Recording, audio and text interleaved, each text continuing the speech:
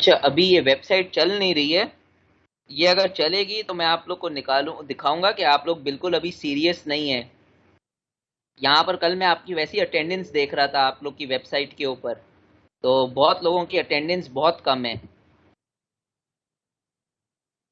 तो जरा अपनी अटेंडेंस को जरा मेंटेन रखें। मेरा ख्याल है हाईएस्ट अटेंडेंस जो मैंने देखी थी वो रोल नंबर 80 की देखी थी, रोल नंबर 80 की देखी थी 76%। 76 से ज्यादा किसी की नहीं है। चलें, मैं आपको बता रहा था कर्शॉफ्स लॉ के ऊपर। कहाँ गया? स्क्रीन शेयर हो रही है अभी? Yes yes sir. अच्छा, कर्शॉफ ने ये कहा कि मेरे पास एक लार्ज बॉडी है। उस लार्ज बॉडी के अंदर उसने एक स्मॉल बॉडी रख दी जिसको हम 1 से शो कर रहे हैं। तो ऑब्वियस सी बात है इस लार्ज बॉडी की कोई एरिया है और इस स्मॉल बॉडी की कोई एरिया है A1। और ये जो EB है ये इमिसिव पावर है इस बॉडी का। कौन सी बॉडी का? ब्लैक बॉडी का, क्योंकि मैंने इसको EB लिखा हुआ है। ब्लैक बॉडी का इमिसिव पावर है EB। अब देखें, ये माइक अपना बंद कर लें प्लीज। डेरिवेट किस क्या करा कर्शॉफ ने? Consider a large radiating body of surface A enclosing a small body which is called 1 of surface area A1. Let the energy fall on the unit surface area of the body at the rate of EB. आपकी कोई भी जो energy आ रही है black body के ऊपर, energy में इसलिए बोल रहा हूं क्योंकि रेडिएशन हो रही है ना, radiation is a form of energy. तो आपकी जो एनर्जी आ रही है EB, let the energy fall on the unit surface of the body at the rate EB। कोई एनर्जी आ रही है, इस एनर्जी में से a fraction alpha will be absorbed by the small body। ये जो टोटल एनर्जी आ रही है ये आ रही है पूरी बड़ी बॉडी के ऊपर, क्योंकि बड़ी बॉडी यहां पर है। मगर बड़ी बॉडी के अंदर एक छोटी बॉडी भी है। और मैंने आपको यह कहा था कि रियल सरफेस अगर हो तो यकीनन रियल सरफेस कुछ ना कुछ एब्जॉर्ब करेगा, कुछ ना कुछ रिफ्लेक्ट करेगा, कुछ ना कुछ ट्रांसमिट करेगा। अगर वो परफेक्टली ब्लैक हो तो वो तो कंप्लीटली एब्जॉर्ब करेगा। मगर मैं तो ये नहीं बोलता कि ये रियल सरफेस परफेक्टली ब्लैक है। तो जो टोटल एनर्जी आ रही है उस टोटल एनर्जी में से कुछ ना कुछ वो स्मॉल बॉडी एब्जॉर्ब करेगी उसकी energy. Are you agreed with me till here?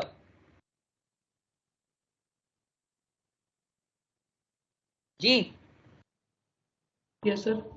सही है, समझ आ गई। तो जो आपकी जो बॉडी है उसमें से a small fraction will be absorb by the small body.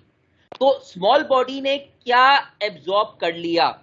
Small body 1 ने जो एब्जॉर्ब किया वो किया α1 A1 EB। Why do I call α1? I call it α1 and not alpha because alpha अगर होता, अल्फा जो होता वो होता जो लार्ज बॉडी ने एब्जॉर्ब किया है। ये स्मॉल बॉडी ने एब्जॉर्ब किया है उस एनर्जी से, और स्मॉल बॉडी डिनोटेड है A1 से। स्मॉल बॉडी 1 से डोनेटेड है, तो इसीलिए स्मॉल बॉडी ने क्या डोनेट किया, क्या एब्जॉर्ब किया? स्मॉल बॉडी ने α1 एब्जॉर्ब किया, which is different from alpha. Alpha is the total absorption. तो स्मॉल बॉडी ने α1 एब्जॉर्ब किया। स्मॉल बॉडी का एरिया 1 है और स्मॉल बॉडी को टोटल हीट किसमें से एब्जॉर्ब किया? EB से एब्जॉर्ब किया। In other words, the relation is α1 EB multiplied by the area of the body. Why? Because I am saying over here a fraction alpha will be absorbed by the small body from this energy. यानी α1 EB और small body का area क्या है? A1। ये relation है small body का, α1 A1 EB। EB total energy है, total energy में से स्मॉल बॉडी ने एब्जॉर्ब करी α1 और स्मॉल बॉडी की एरिया थी A1। तो that is the contribution of the total energy absorb by the small body. Thermal equilibrium में क्या होता है? when thermal equilibrium is attained, the energy absorbed by the body must be equal to the energy emitted. यही होता है ना, thermal energy क्या होती है, जितना आपने एनर्जी एब्जॉर्ब किया है उतना ही आप बाहर करते हो। थर्मल एनर्जी कितनी एब्जॉर्ब करी है स्मॉल बॉडी ने, इसकी वैल्यू मुझे बताएं।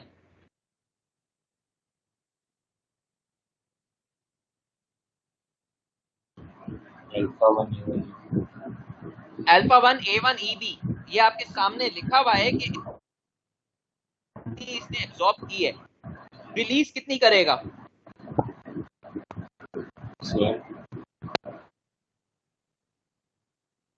सेम।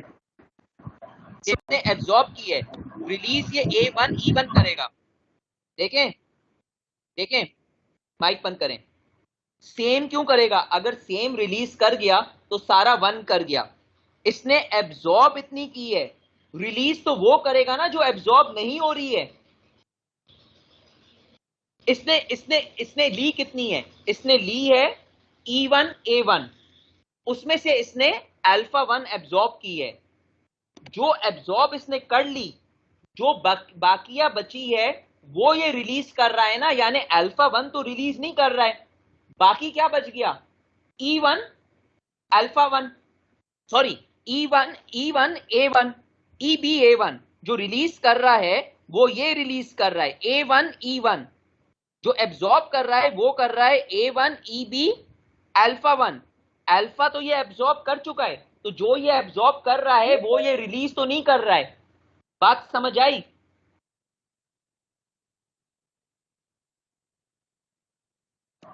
E1 और EB में क्या? Yes sir. E1 और EB, E1 और EB में क्या फर्क है? Good question. बंद करें, माइक बंद करें। E1 जो है ना वो है, अच्छा ये अच्छा हुआ ये आपने सवाल पूछा, अब मैं आपको बताता हूं। E1 जो है ना वो है इमिसिविटी या emissive power of body 1। EB जो है ना वो है emissive power of the big body. ये जो स्मॉल बॉडी है ये है बिग बॉडी के अंदर। क्योंकि स्मॉल बॉडी बिग बॉडी के अंदर है, तो स्मॉल बॉडी जो इनटेक कर रही है, तो इनटेक ये कर रही है बिग बॉडी का EB, अपना एरिया और अपनी एब्जॉर्प्टिविटी, यानी अल्फा 1 अपनी एब्जॉर्प्टिविटी A1 EB। मगर जब ये रिफ्लेक्ट आउट करेगी, तो रिफ्लेक्ट आउट के अंदर एब्जॉर्प्टिविटी तो कट जाएगी। एब्जॉर्प्टिविटी इसलिए कट जाएगी क्योंकि एब्जॉर्ब तो इसने काट लिया, एरिया इसकी चेंज नहीं होगी क्योंकि स्मॉल बॉडी है। मगर इमिसिविटी तो बिग बॉडी की तो नहीं जा रही ना, इमिसिविटी तो स्मॉल बॉडी की जा रही है ना। जो इसने इमिसिविटी जो बाहर जाएगी वो बड़ी बॉडी की तो नहीं जाएगी, वो तो स्मॉल बॉडी की जाएगी। 16 ने पूछा था ना ये सवाल, E1 और EB में क्या फर्क है? समझ आ गई 16? सबको समझ आ गई कि यहां पर बाहर जाने के अंदर E1 क्यों है और अंदर आने में EB क्यों है? अगर समझ नहीं आई है मुझसे अभी पूछ ले, मैं एक दफा फिर बता दूंगा कि कोई ऐसा बंदा है जिसको ये कॉन्सेप्ट समझ नहीं आया है। सर एक और दफा बता दो। अच्छा चलें मैं बताता हूं। कॉन्सेप्ट सुने। कॉन्सेप्ट ये है कि मेरे पास एक बड़ी बॉडी है, उस बड़ी बॉडी के अंदर मेरे पास एक स्मॉल बॉडी है। बड़ी बॉडी की कोई इमिसिव पावर होगा, कोई बड़ी बॉडी का इमिसिव पावर होगा। यहां पर एक थोड़ा सा कॉन्ट्रडिक्शन है। कॉन्ट्रडिक्शन ये है कि इन्होंने दिया है, ये फिलहाल इन्होंने बॉडी के लिए रख दिया है, चलें कोई मसला नहीं है। आपका जो लार्ज बॉडी है इसकी कोई इमिसिव पावर होगी जिसको इन्होंने EB बना दिया है। यहां पर एक स्मॉल बॉडी है जिसका एरिया A1 है, बिग बॉडी का एरिया A है। यहां पर एक चीज मिसिंग है, यहां पर एक चीज जो मिसिंग है वो है स्मॉल बॉडी का इमिसिव पावर, जो कि इस बॉडी के अंदर मुझे लिखना चाहिए था। तो स्मॉल बॉडी का इमिसिव पावर क्या होता? अगर कोई इमिसिव पावर होता क्या होता? वन होता। तो आप ये सोचें कि ये जो A1 है इसके साथ E1 भी है, क्योंकि इस डायग्राम के अंदर इन्होंने 4 चीजें लिखी हैं। इन्होंने A लिखा है, इन्होंने A1 लिखा है, वेरी गुड। इन्होंने EB लिखा है, मगर EB तो इमिसिव पावर बड़ी बॉडी का है। छोटी छोटी छोटी बॉडी का भी तो कोई इमिसिव पावर होगा ना। तो छोटी बॉडी का क्या इमिसिव पावर होगा? छोटी बॉडी का इमिसिव पावर होगा E1। तो आप अज्यूम कर लें कि दिस डायग्राम इज इनकम्प्लीट, इस A1 के साथ E1 भी लिखना चाहिए था। तो आपके पास 4 चीजें हो गई हैं।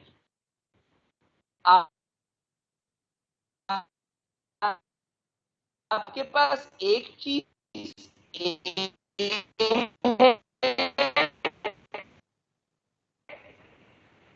दूसरी चीज A1 है जो अंदर है, तीसरी। Yes sir. Yes sir. अच्छा, क्लियर हो गई। अब एक स्टेप आगे चलते हैं। कर्शॉफ ने यह बोला था कि ये जो लॉ है ये थर्मल इक्विलिब्रियम के अंडर होता है। थर्मल इक्विलिब्रियम का मतलब यह हुआ कि जो एनर्जी अंदर आ रही है वो एनर्जी बाहर जा रही है। ऐसा ही हुआ ना? यही हुआ ना? ये हुआ या नहीं हुआ? हाँ यस या सर। ना? ऐसे ही हुआ। बॉडी 1 के अंदर, बॉडी 1 की बात करते हैं। बॉडी 1 ने अपने अंदर कौन सी एनर्जी ली है? बॉडी 1 ने अपने अंदर ये एनर्जी ली है, क्योंकि ये जो EB है ये बॉडी 1 के अंदर आ रही है। तो बॉडी 1 ने ये एनर्जी ली है। बॉडी 1 की एरिया क्या थी? बॉडी 1 की एरिया A1 थी। तो ये A1 इस एनर्जी से मल्टीप्लाई हो गई। और जाहिर सी बात है, बॉडी 1 अगर कोई एनर्जी ले रहा है तो वो बॉडी कुछ ना कुछ एब्जॉर्ब कर रहा है। और मैंने आपको अभी थोड़ी देर पहले बताया था कि absorb is denoted by alpha, मगर मैं अल्फा 1 इसलिए लिख रहा हूं क्योंकि वो बॉडी 1 एब्जॉर्ब कर रहा है। अगर मेन बॉडी एब्जॉर्ब करती तो मैं अल्फा लिखता, क्योंकि ये छोटी बॉडी एब्जॉर्ब कर रही है तो मैं अल्फा 1 लिख रहा हूं। तो टोटल एनर्जी बॉडी 1 के अंदर कितनी आ रही है? एनर्जी जो आ रही है वो आ रही है EB multiplied by area of the small body multiplied by alpha 1। कितनी एनर्जी वो अपने अंदर गेन कर रहा है? This is the energy gained. अब energy in is equal to energy out. अब आउट की बात करते हैं। आउट के अंदर क्या होगा? आउट के अंदर पहली बात तो ये कि अल्फा वाला कंपोनेंट हट जाएगा। अल्फा वाला कंपोनेंट इसलिए हट जाएगा क्योंकि जितनी उसने एब्जॉर्ब कर ली है उसके अलावा वो बाकी बाहर दे रहा है। एब्जॉर्ब का चक्कर ही नहीं है, तो आपने अल्फा हटा लिया। बाहर क्या जाएगा? बाहर जो उसकी एनर्जी जाएगी या इमिसिव पावर जाएगा वो तो उस छोटी बॉडी का इमिसिव पावर जाएगा ना। बड़ी बॉडी का तो अब ताल्लुक ही नहीं है, क्योंकि ये तो छोटी बॉडी से जा रहा है। बड़ी बॉडी से छोटी बॉडी में आया, छोटी बॉडी से बाहर जाएगा, तो E मेरा क्या होगा? मेरा E होगा E1 emissive power of the small body. मगर स्मॉल बॉडी का एरिया तो चेंज नहीं हो रहा है ना, एरिया तो वही रहेगा। तो बाहर क्या जा रहा है? A1 multiplied by E1। तो यही मैंने रिलेशन लिखा है, energy going out A1 multiplied by E1 is equal to energy gained by the small body alpha 1 A1 EB। अब समझ आई 70? अब समझ आई बात?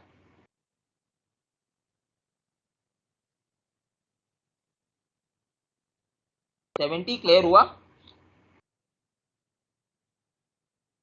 सर एक सेकेंड, क्लियर हुई बात या क्लियर नहीं हुई बात? अब अच्छा, अब पूछे 11। जल्दी करें, मुझे भी 10 मिनट रह गए हैं, सिर्फ नमाज पे भी जाना है। पूछे 11, सर पूछे जल्दी। हमारी क्लास कौन सी है? किसकी है सर MT क्लास स्टार्ट हो गई है यार? MT की क्लास? जाओ जाओ MT की क्लास में। पहले बता देते कि MT है, मैं समझा आजम उस्तो की थी। मैं यहीं से कंटिन्यू करूंगा कल।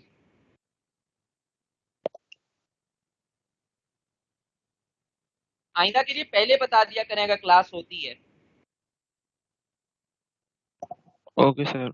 Okay.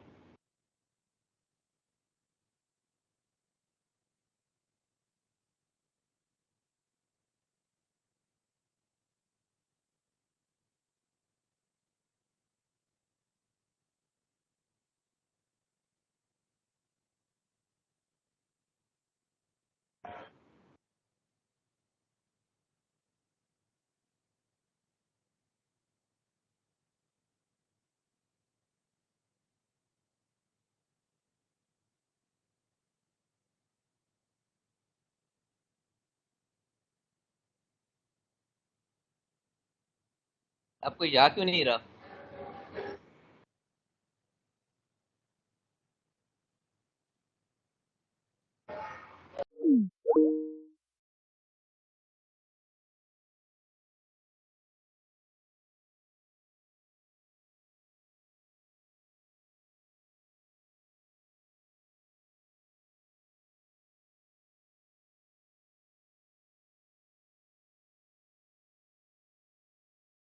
Activity of component A into B.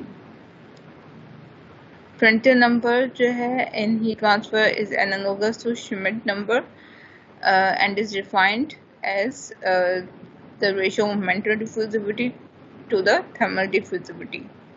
Momentum diffusivity जो है viscosity over density है और thermal diffusivity जो है K over rho Cp.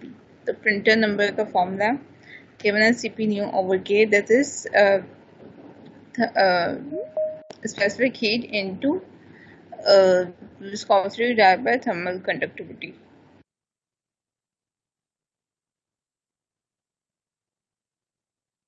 Sherwood number जो है ratio है convective mass molar flux का to the diffusional mass molar flux to a stagnant fluid of thickness L for the same concentration gradient. और जो है इसके formulas जो है given है for a low rate of mass transfer from dilute mixtures POPBM is approximately equals to 1. यानी POPBM equals to 1 हो जाएगा for a low rate of mass transfer from dilute mixtures. So Sherwood number would become KCl over DAB. Kc जो है gas side mass transfer coefficient है based on the log mean driving force concentration difference and L जो है is the characteristic length been diameter जो इसे आप diameter भी ले सकते हैं in case of flow through the pipes flow past spheres and cylinder and distance from leading edge for flow parallel to the flat plates. Nusselt number is the heat transfer analog of Sherwood number and is defined as the ratio of the convective heat flux to the heat flux due to conduction over stagnant fluid of thickness L for the same temperature gradient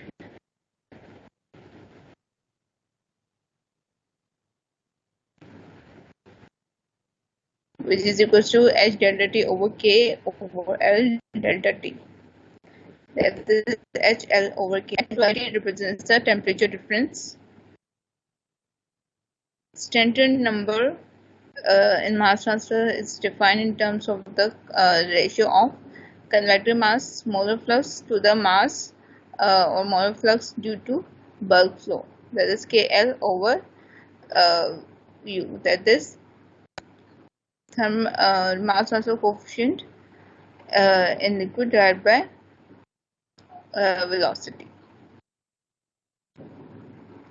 It is also represented as the ratio of the Sherwood number to the product of Reynolds number and Schmidt number. Stanton number in heat transfer is analogous to the Stanton number in the mass transfer and is defined as the ratio of convective heat flux to the heat flux due to bulk flow. That is H over U. That and it is represented as the ratio of the Nusselt number to the product of Reynolds number and Prandtl number. Becquerel number in mass transfer is defined as the mass molar flux due to bulk flow to the diffusive mass molar flux across a layer of thickness L.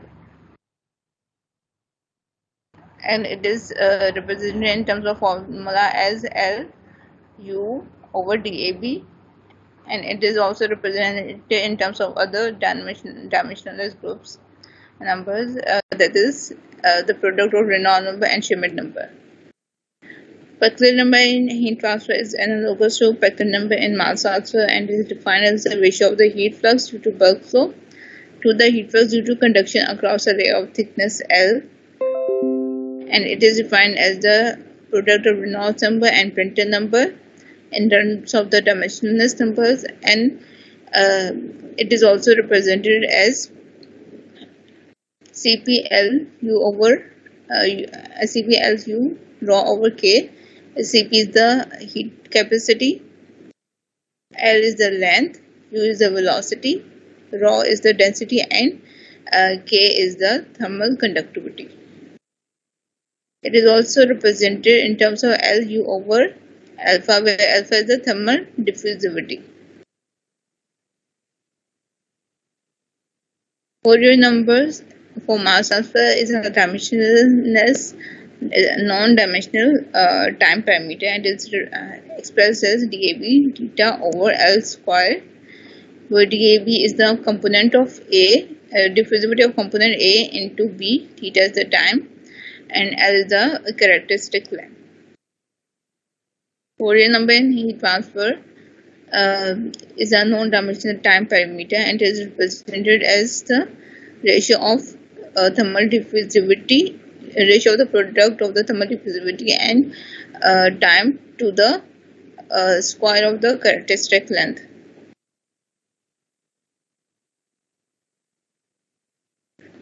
Ratio of number in mass is defined.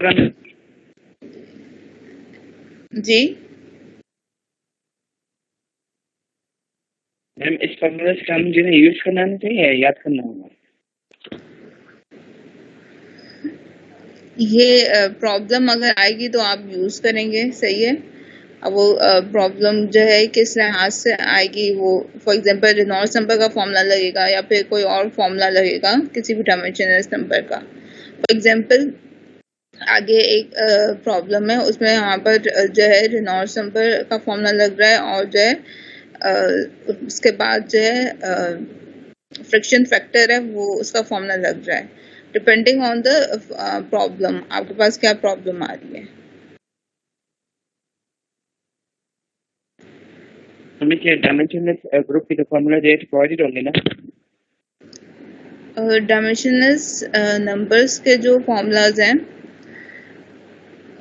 वो जो है अगर उसमें आएंगे, for example अगर theory के basis में आएंगे तो जाहिर सी बात है फॉर्मूला नहीं गिवन होंगे, फॉर एग्जांपल। और अगर जो न्यूमेरिकल में आएंगे तो न्यूमेरिकल में फॉर्मूला शीट जो प्रोवाइडेड होगी।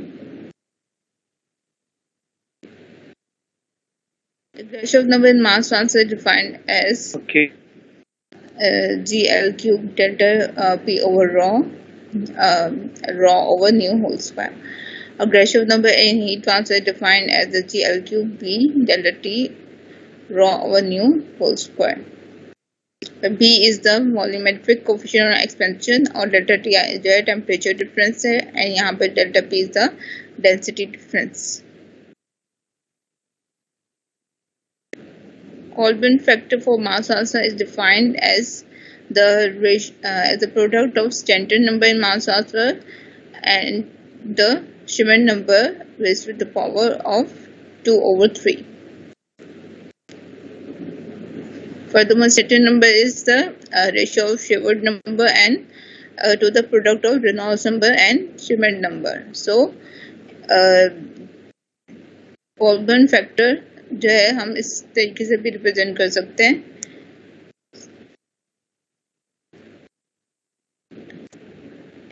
And furthermore, it can be represented as 0.023 Reynolds number raised to the power minus 0.2 और the simplification के बाद